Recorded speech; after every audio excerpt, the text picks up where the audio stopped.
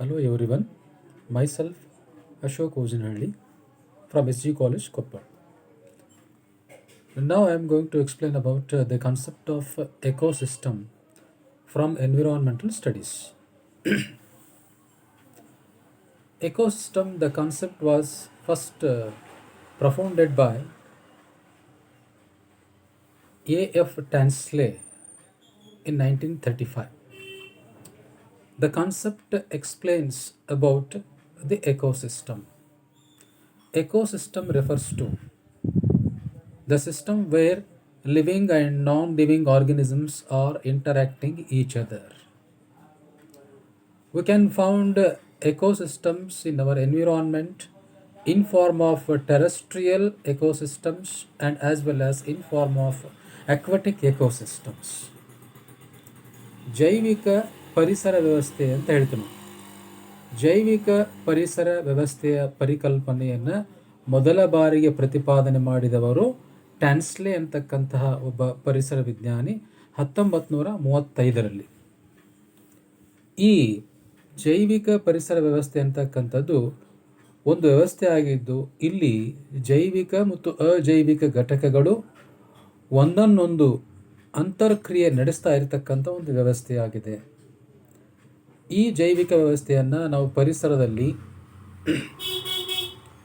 ಭೂಮಿಯ ಮೇಲ್ಭಾಗದಲ್ಲಿ ಮತ್ತು ನೀರಿನ ಈ ಒಂದು ಪ್ರದೇಶದಲ್ಲಿ ಅಂತ ಹೇಳಿದ್ರೆ ಈ ರೀತಿಯಾಗಿರ್ತಕ್ಕಂಥ ಒಂದು ಜೈವಿಕ ವ್ಯವಸ್ಥೆಯನ್ನು, ಜೈವಿಕ ಪರಿಸರ ವ್ಯವಸ್ಥೆಯನ್ನು ಏನು ಮಾಡ್ತೀವಿ ನಾವಿಲ್ಲಿ ಕಾಣ್ತೇವೆ. ಹಾಗಾದರೆ ಈ ಜೈವಿಕ ವ್ಯವಸ್ಥೆ ಅಂತಕ್ಕಂಥದ್ದು ಯಾವ ರೀತಿಯಾಗಿರ್ತಕ್ಕಂಥ ಲಕ್ಷಣಗಳನ್ನು ಹೊಂದಿದೆ ಅಂತಕ್ಕಂಥದ್ದನ್ನು ಕೂಡ ನಾವಿಲ್ಲಿ ತಿಳ್ಕೋಬೇಕಾಗುತ್ತೆ. ಮೊದಲನೇದಾಗಿ ಜೈವಿಕ ವ್ಯವಸ್ಥೆ ಅಂತಕ್ಕಂಥದ್ದು ಜೈವಿಕ ಮತ್ತು ಅಜೈವಿಕ ಘಟಕಗಳನ್ನು ಎರಡನ್ನೂ ಒಳಗೊಂಡಿದೆ. The important feature of the ecosystem is the ecosystem contains both biotic and abiotic components. Both are important. Like that, the biotic components are depending upon abiotic components. Like that, the soil, water, air, temperature, like this. These are all the abiotic components which helps to the growth of biotic components. ಜೈವಿಕ ಪರಿಸರ ವ್ಯವಸ್ಥೆಯಲ್ಲಿ ಜೈವಿಕ ಘಟಕಗಳಷ್ಟೇ ಮಹತ್ವವನ್ನು ಪಡ್ಕೊಂಡಿರ್ತಕ್ಕಂಥದ್ದು ಅಜೈವಿಕ ಘಟಕಗಳು. ಅಜೈವಿಕ ಘಟಕಗಳಂದರೆ ಯಾವುವು? ಮಣ್ಣು, ನೀರು, ಗಾಳಿ, ಬಿಸಿಲು, ತೇವಾಂಶ, ಬೆಳಕು, ಈ ರೀತಿಯಾಗಿರ್ತಕ್ಕಂಥ ಜೀವ ಇಲ್ಲದೇ ಇರತಕ್ಕಂಥ ನಿರ್ಜೀವವಾಗಿರ್ತಕ್ಕಂಥ ಘಟಕಗಳಿಗೆ ನಾವು ಅಜೈವಿಕ ಘಟಕಗಳು ಅಂತ ಕರೀತೇವೆ. ಈ ಅಜೈವಿಕ ಘಟಕಗಳು ಜೈವಿಕ ಘಟಕಗಳ ಬೆಳವಣಿಗೆಗೆ ಕಾರಣವಾಗಿರುತ್ತವೆ ಅಂತ ನಾವಿಲ್ಲಿ ಹೇಳ್ತೇವೆ. The second important feature of the ecosystem is ecosystem differs in size. One ecosystem is different from another ecosystem in size. For example, when we come to the aquatic ecosystem, pond is an ecosystem, lake is an ecosystem, ocean is an ecosystem, well is an ecosystem, but these are all aquatic ecosystems, but they are differs in size. ಎರಡನೇ ಲಕ್ಷಣ ಏನು ಅಂತ ಹೇಳಿದ್ರೆ ಜೈವಿಕ ವ್ಯವಸ್ಥೆಗಳು ಗಾತ್ರದಲ್ಲಿ ಬೇರೆ ಬೇರೆಯಾಗಿರ್ತವೆ ಅಂತ ಹೇಳ್ತೇವೆ. ಹೇಗೆ ಅಂತ ಹೇಳಿದ್ರೆ ಈ ಜಲ ಜೈವಿಕ ವ್ಯವಸ್ಥೆ ಉದಾಹರಣೆ ತೆಗೆದುಕೊಳ್ಳುವುದಾದರೆ ಕೆರೆ, ಸರೋವರ, ನದಿ, ಸಮುದ್ರ, ಇಲ್ಲೆಲ್ಲ ನಾವು ಜೈವಿಕ ವ್ಯವಸ್ಥೆಯನ್ನು ಕಾಣ್ತೇವೆ, ಜೈವಿಕ ಪರಿಸರ ವ್ಯವಸ್ಥೆಯನ್ನು ಕಾಣ್ತೇವೆ. ಆದರೆ ಈ ಜೈವಿಕ ವ್ಯವಸ್ಥೆಗಳು ನೀರಿನಲ್ಲಿದ್ದರೂ ಕೂಡ ಒಂದಕ್ಕಿಂತ ಒಂದು ಗಾತ್ರದಲ್ಲಿ ಭಿನ್ನವಾಗಿವೆ.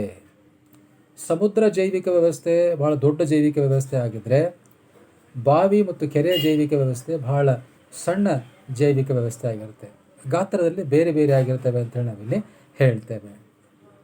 And as well as the third important feature of the ecosystem is there, that is ecosystem containing the energy flow from one living organism to another living organism. Like that, the energy flow starts from green plants and they are called as producers. and these green plants will be eaten by the consumers. Like that, they are called as the what is that, carnivores. And as well as these carnivores are eaten by the decomposers, producers, consumers, and decomposers. This type of broad category is there with the living organisms. All these have energy flow. The energy will flow from one category to another category, from producer to consumer, from consumer to decomposers, from decomposers to again producers. So this is how energy flow takes place in every ecosystem. ಪ್ರತಿಯೊಂದು ಜೈವಿಕ ವ್ಯವಸ್ಥೆಯಲ್ಲಿ ಶಕ್ತಿಯ ಹರಿವು ಕಂಡುಬರುತ್ತದೆ. ಶಕ್ತಿ ಒಂದು ಜೀವಿಯಿಂದ ಮತ್ತೊಂದು ಜೀವಿಗೆ ವರ್ಗಾವಣೆಯಾಗುತ್ತಾ ಹೋಗುತ್ತದೆ. ಉದಾಹರಣೆಗಾಗಿ ಈ ಜೈವಿಕ ವ್ಯವಸ್ಥೆಯಲ್ಲಿ ಉತ್ಪಾದಕಗಳು ಅಂತ ಕರಿತೇವೆ. ಉತ್ಪಾದಕಗಳು ಅಂತ ಹೇಳಿದ್ರೆ ಸಸ್ಯಗಳು ತಮ್ಮ ಆಹಾರವನ್ನು ತಾವೇ ಉತ್ಪಾದನೆ ಮಾಡ್ತಕ್ಕಂಥ ಜೈವಿಕ ಘಟಕಗಳಿಗೆ ನಾವು ಉತ್ಪಾದಕಗಳು ಅಂತ ಏನು ಮಾಡ್ತೀವಲ್ಲ ಕರಿತೇವೆ. ಈ ಉತ್ಪಾದಕಗಳನ್ನು ಅನುಭೋಗಿಗಳೇನು ಮಾಡ್ತವೆ? ಅನುಭೋಗ ಮಾಡ್ತವೆ. ಶಕ್ತಿ ಉತ್ಪಾದಕಗಳಿಂದ ಅನುಭೋಗಿಗಳಿಗೆ ವರ್ಗಾವಣೆಯಾಗುತ್ತದೆ. ಅನುಭೋಗಿಗಳಂದರೆ ಯಾವುವು? ಯಾವುವು ತಮ್ಮ ಆಹಾರಕ್ಕಾಗಿ ಇತರ ಜೀವಿಗಳನ್ನು ಅವಲಂಬಿಸಿರ್ತಾವೋ ಅವುಗಳನ್ನು ನಾವು ಅನುಭೋಗಿಗಳು ಅಂತ ಕರೀತೇವೆ.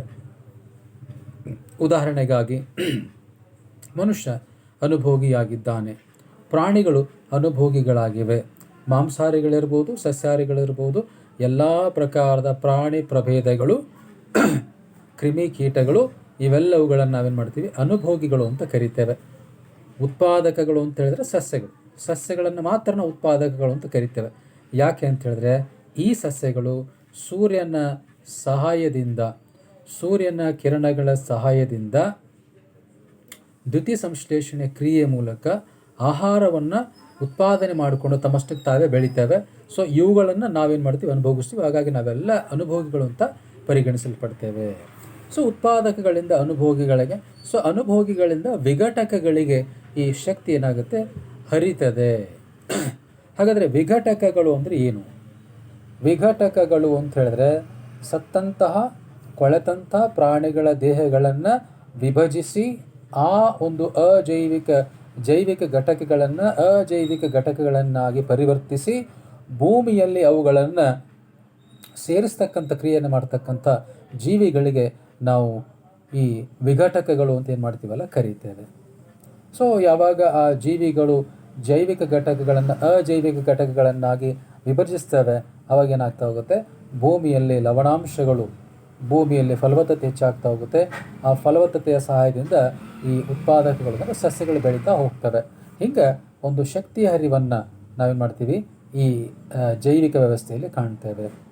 So like this the energy flow takes place from one living organism to another living organism, from producers to consumers, consumers to decomposers.